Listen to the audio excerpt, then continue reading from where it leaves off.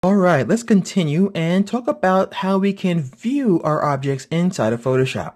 As you can see in the 3D panel, we have a bunch of layers that represent our object. We have our mesh, we have our lights, and we also have these render settings. Now this is important because sometimes you have a very complicated object, and for you to easily move around like so, you might want to knock down the quality while you're working to something like wireframe or to something like vertices.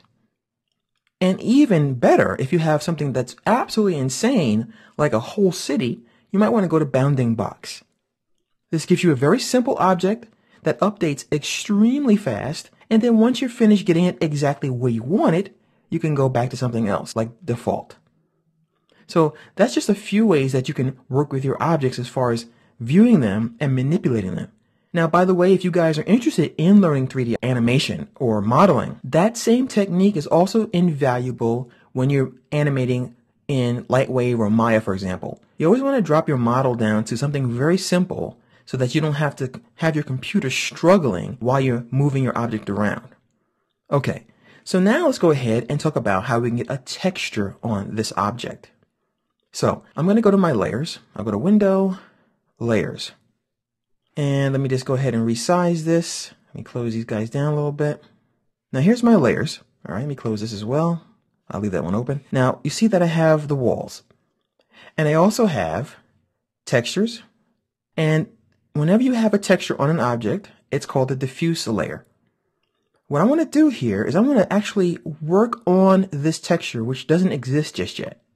So I'm going to double click right here where it says textures.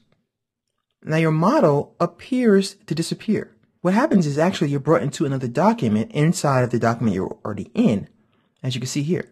So we're now in the texture and the model is over here.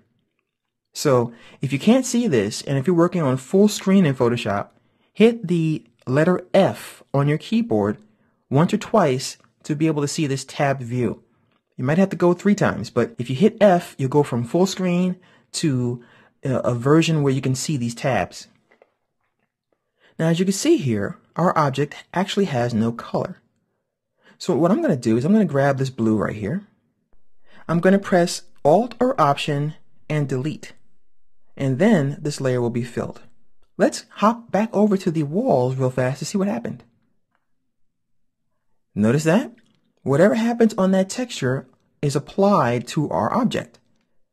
Let's head back over to that texture, and this time let's give it a yellow fill. We'll hop back over, and it updates right away. It's pretty cool. So you could do all kinds of things like bricks or whatever you want to do on this layer. I'll hop back over here again, and this time we'll add a gradient. So I'm going to click on this little gradient swatch here, and then I'll go up here, and I'm going to choose any of these little crazy gradients here, and click and drag like so. Once again, I'll hop back over, and now we have a cool rainbow wall.